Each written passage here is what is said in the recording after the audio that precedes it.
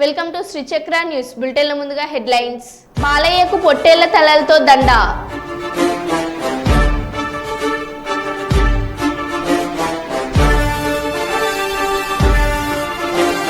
ఏలూరు ప్రభుత్వ హాస్పిటల్లో గర్భిణీ స్త్రీల కోసం వచ్చిన కుటుంబీకుల దీనస్థితి.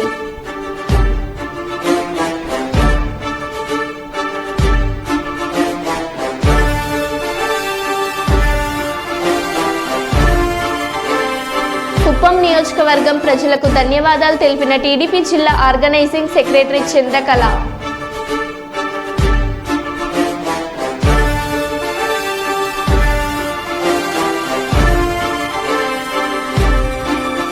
అర్హత లేని ప్రైవేట్ క్లినిక్లపై కొరడా జలిపిస్తున్న రాష్ట్ర వైద్య ఆరోగ్య శాఖ.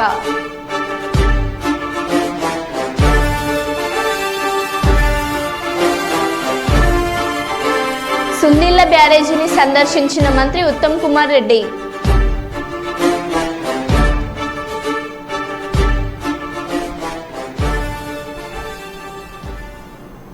ఇక వివరాల్లోకి వెళ్తే, తనపై జరిగిన దాడి విషయంలో మాజీ ఎమ్మెల్యే వర్మ స్పందించారు.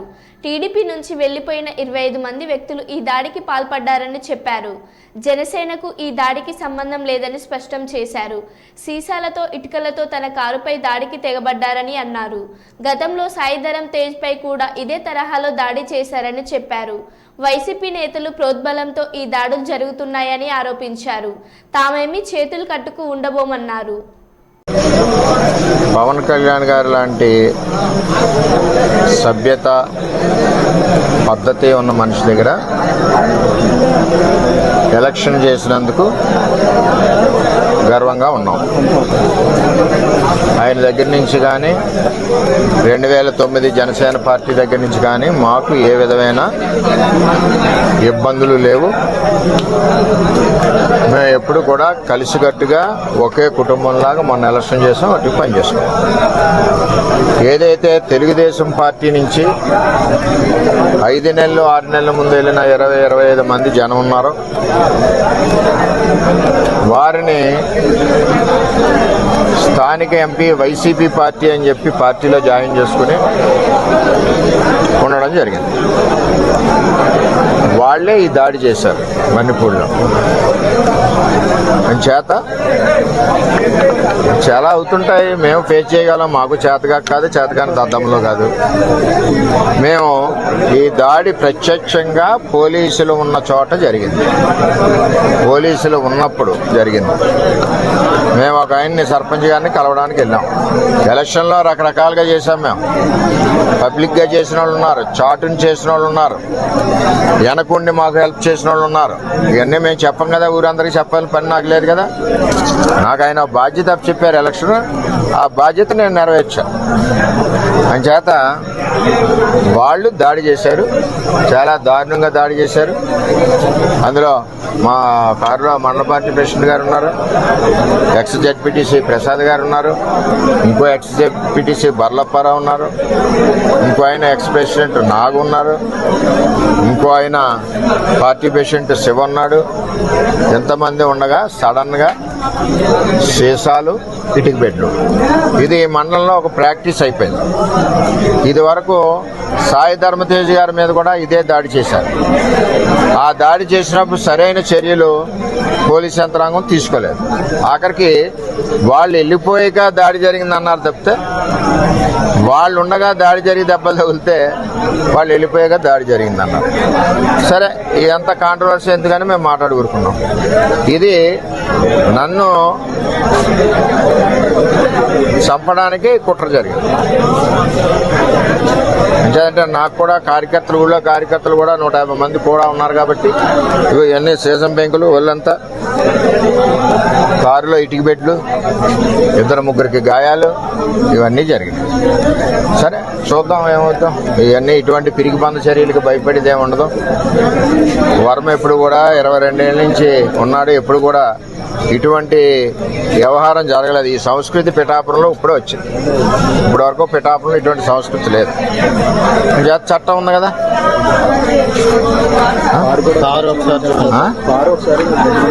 కారు కూడా ఒకసారి చూడండి.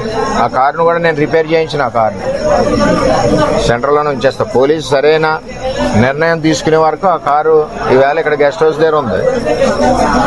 రేపు రోడ్డు మీద సెంటర్లో పెట్టేస్తా లాక్ చేసి. కొత్తగా తెలుగుదేశం పార్టీ నుంచి కొత్తగా వెళ్ళిన జనసేన నాయకులు వన్నిపూడికి సంబంధించి ఇంకా ఉన్నారు. వాళ్ళ చరిత్ర కూడా ఇది వరకు అదే. అందుకనే పార్టీలోంచి పంపించాం. ఆ పార్టీలో తీసుకున్నారు. అది ఎవరి పార్టీ వాళ్ళ ఇష్టం. మనం వద్దని అనడానికి వీల్లేదు. సరే, ఏం జరుగుద్దో అతనికి కూడా సిన్సియర్గా ఓటు అడిగాం. అది తెలుగుదేశం పార్టీ సంస్కృతి. అది మీకు మినిస్ట్రీ రాకుండానే ఎలాంటి కొన్ని ఆరోపణలు చేస్తున్నారు. ఏమండి, ఎవరు ఎన్ని కుక్కలు మురిగినా నాకేమీ ఇబ్బంది లేదు. నేను ఎవరికి భయపడే మనిషిని కాదు. 22 ఏళ్ళ నుంచి ప్రజల్లో ఉన్న మనిషిని. నేను ఎవరికి భయపడను. నా మీద ఎంతమంది దాడులు చేసినా చేయనండి. చట్టాలు ఉన్నాయి. ఇది పవన్ కళ్యాణ్ గారికి కానీ నాకు కానీ పవన్ కళ్యాణ్ గారికి కానీ ఆ 2009 బ్యాచ్కి కానీ ఎవరికి ఇది సంబంధం లేదు. నేను ఎవరికి ఫిర్యాదు చేయను కూడా. అది ఏ విధంగా జరగాలో ఆ విధంగా జరుగుతుంది. ఓకే. హిందూపురం ఎమ్మెల్యేగా హ్యాట్రిక్ విజయం సాధించిన నందమూరి బాలకృష్ణకు అభిమానులు వినూత్నంగా శుభాకాంక్షలు తెలిపారు. పొట్టేళ్ల తలలతో దండ కట్టి బాలయ్య ఫ్లెక్సీకి వేశారు. ఆయన అభిమానులు, కార్యకర్తలు పలువురు వేడుకలు చేసిన అభిమానాన్ని చాటుకున్నారు.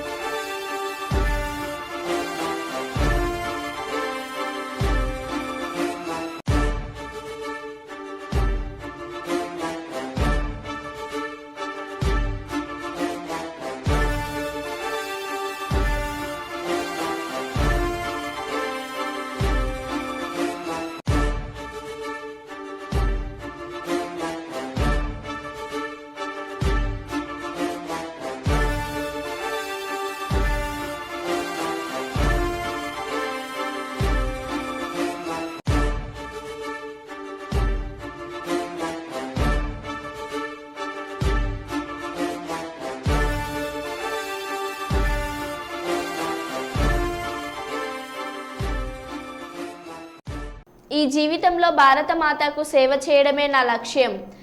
140 కోట్ల మంది దేశ ప్రజల కలలను నెరవేర్చడానికి నా జీవితాన్ని అంకితం చేస్తున్నాను. ఎన్డీఏ పార్లమెంటరీ పార్టీ సమావేశంలో ప్రధానమంత్రి నరేంద్ర మోడీ. मेरे लिए जन्म सिर्फ और सिर्फ वन लाइफ वन मिशन और वो है मेरी भारत माता. ये मिशन है 140 करोड़ देशवासियों के सपनों को पूरा करने के लिए खप जाना.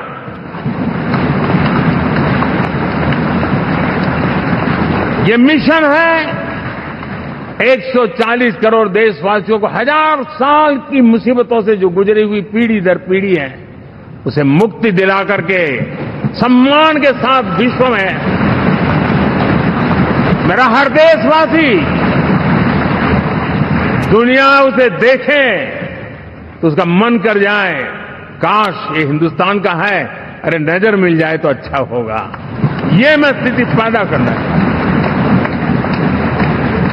उसका मन लालायित होना चाहिए. हिंदुस्तानी है, अरे यार जरा हाथ मिला लूं, कुछ एनर्जी मुझे भी आ जाए.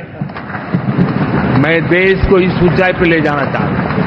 और साथियों, मुझे पक्का विश्वास है आपका साथ, आपका सहयोग, आपका अनुभव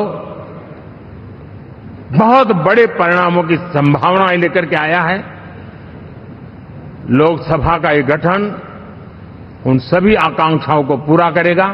मैं फिर एक बार आप सबका हृदय से बहुत बहुत धन्यवाद करता हूं.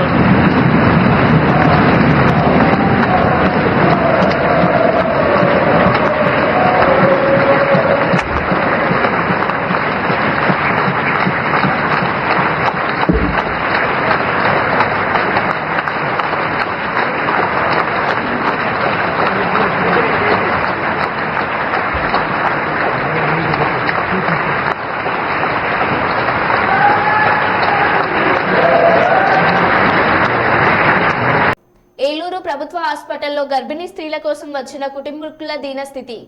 గర్భిణీ స్త్రీల కోసం తోడుగా ఉండేందుకు వచ్చిన కుటుంబీకులు తినడానికి ఉండడానికి సరైన సౌకర్యాలు లేక ఇబ్బందులు పడుతున్నారు. గర్భిణీ స్త్రీలు మొన్నటి వరకు ఉన్న ఎండలకు ఉండలేక ఉక్కపోతతో ఇబ్బంది పడుతున్నారు. అనగానే వెంటనే స్పందించి కొత్త ఏసీలను ఏర్పాటు చేసిన జిల్లా కలెక్టర్ ప్రసన్న వెంకటేష్ ఈ విషయంలో కూడా శ్రద్ధ తీసుకొని వారికి సరైన ఏర్పాట్లు చేస్తారని ప్రజలు కోరుకుంటున్నారు.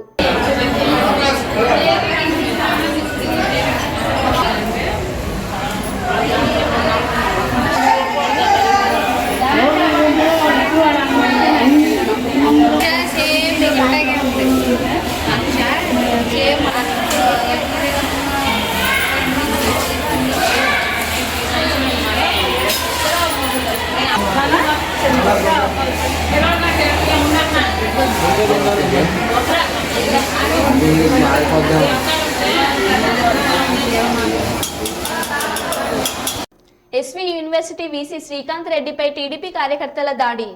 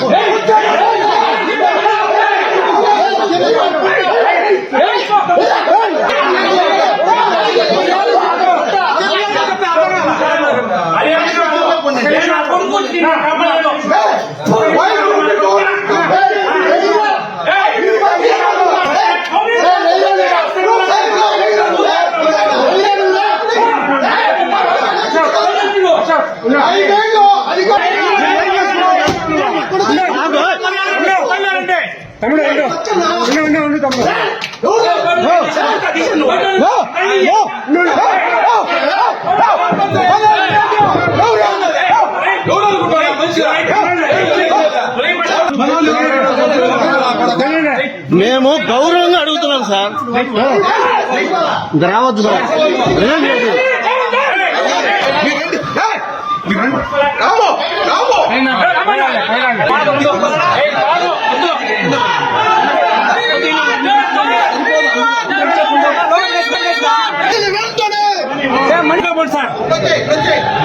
యూనివర్సిటీ నాశనం పడేది.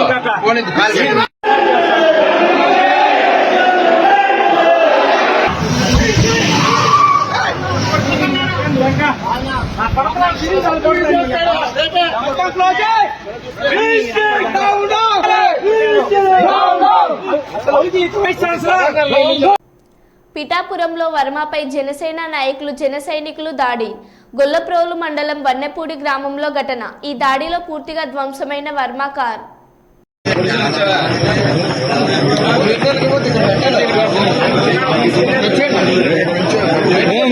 ఇంకో గడ్డాలు పట్టుకెళ్ళిపోయారు. ఫోటో తీసుకో.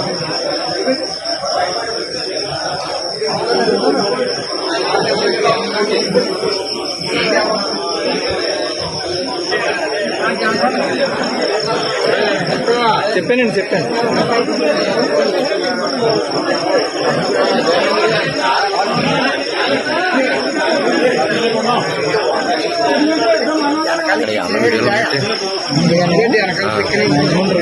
కొట్టడానికి వచ్చారంటున్నాను.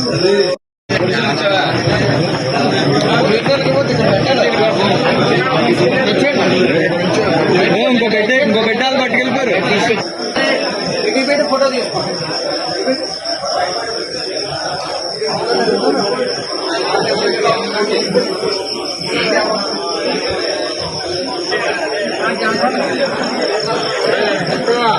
చెప్పాను.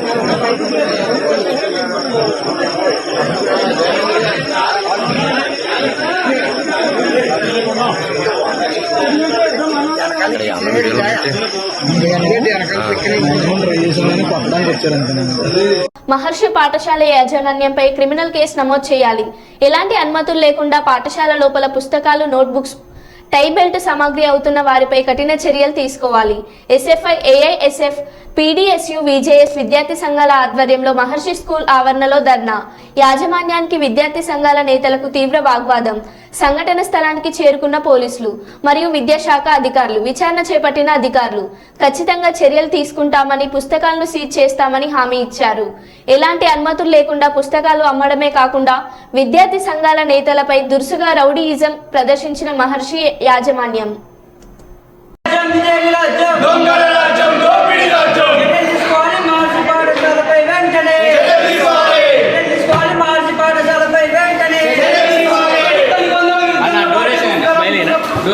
మార్చి స్కూల్ పైన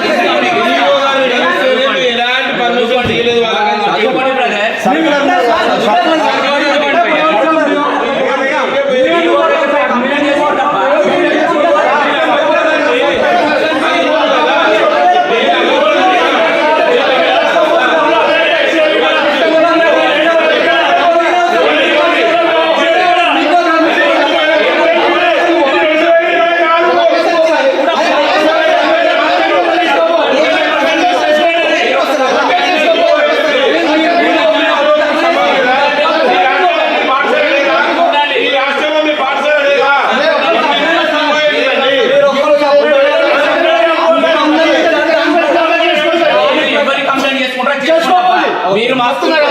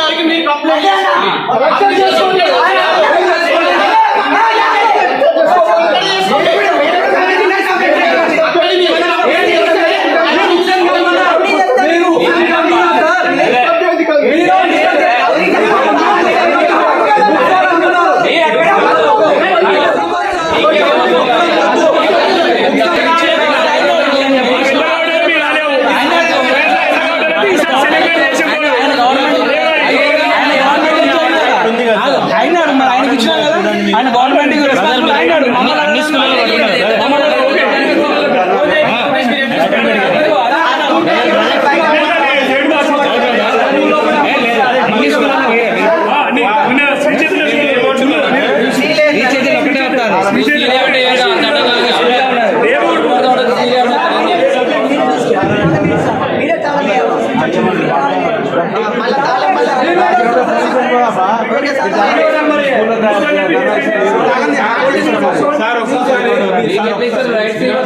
అర్హత లేకుండా ఆసుపత్రులు నిర్వహిస్తున్న 4 క్లినిక్ల నిర్వాహకులపై ఎన్ఎంసీ చట్టం 34-54 సెక్షన్ల కింద కేసు నమోదు చేసి ఆసుపత్రులు సీజ్ చేశారు. మరో 3 ఆసుపత్రుల నిర్వాహకులు తనిఖీల బృందాల రాకలను పసిగట్టే ముందు వాటిని మూసేసి పరారయ్యారు. అయితే ఈ ప్రాంతంలో ఇదో క్లాస్ బిజినెస్గా మారింది. తనిఖీ బృందాల రాకను గుర్తించిన మరో 3 క్లినిక్ల నిర్వాహకులు ముందే మూసేసి పరారయ్యారు. వీరిపై కూడా చర్యలు ఉంటాయని వైద్య ఆరోగ్య శాఖ అధికారులు తెలిపారు. ఫస్ట్ ఎయిడ్ క్లినిక్లను నిర్వహించేవారు డాక్టర్లుగా చెలామణి అవుతూ ప్రజలను మోసం చేస్తున్నారని, ఇలాంటి వారిని నమ్మి ప్రజలు మోసపోవద్దని సూచించారు.